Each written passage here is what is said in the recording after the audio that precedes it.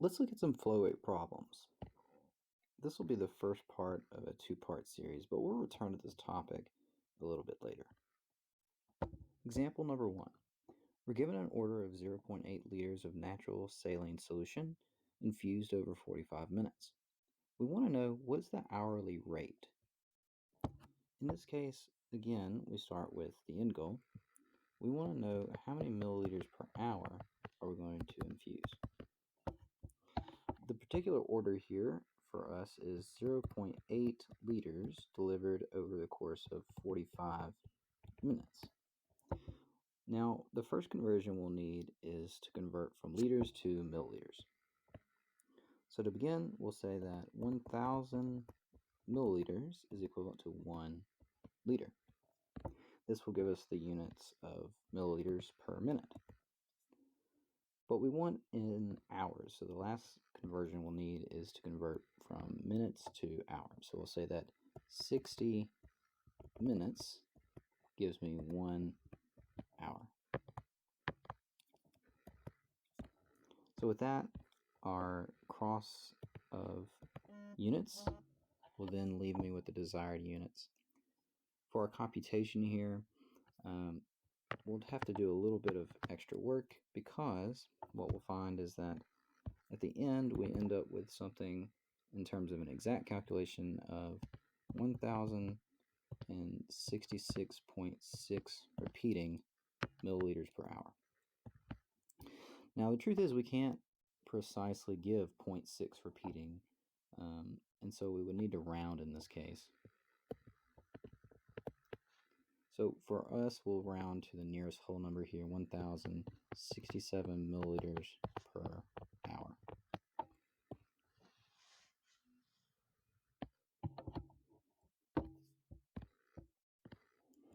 Example number 2. We're given an order here for acyclovir. We're giving 12 milligrams per kilogram, and the patient here weighs 115 pounds. Our stock comes in 100 milligrams for every 2 milliliters. So how many milliliters per dose will be administered? So we'll set up the right-hand side here again with milliliters per dose, which is our desired unit. And let's start with our conversion of the patient weight to kilograms. So to begin with, we have 115 pounds. We can convert to kilograms by saying 1 kilogram is equivalent to 2.2 pounds. Next, we want to include the dosage. So our dosage here is going to be 12 milligrams delivered for every kilogram.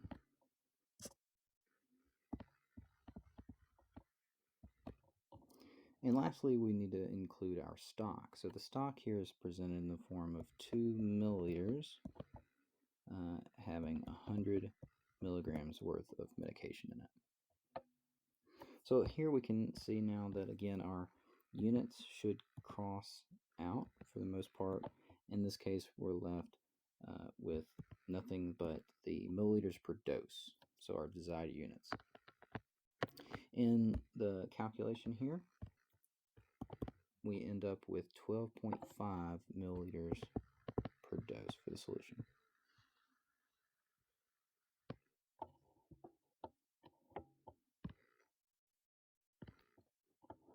Example number 3.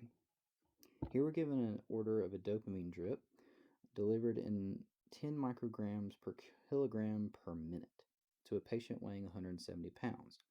Our stock is 500 milligrams for every 500 milliliters in our bag. So how many milliliters per hour are going to be administered?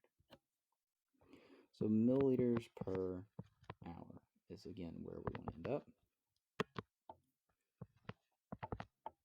And in this case, we have several conversions that need to be made. The first of which is, of course, our patient weight from pounds to kilograms. So we'll do that first.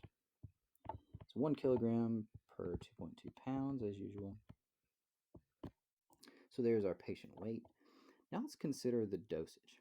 Our dosage here is given to us in terms of 10 micrograms for every kilogram minute.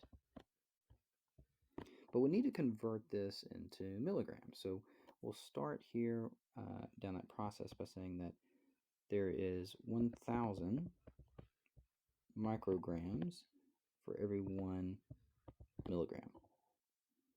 We'll also need to convert the time. So instead of minutes, we'd like this to be in terms of hours. So we'll also include 60 minutes for every 1 hour here as well.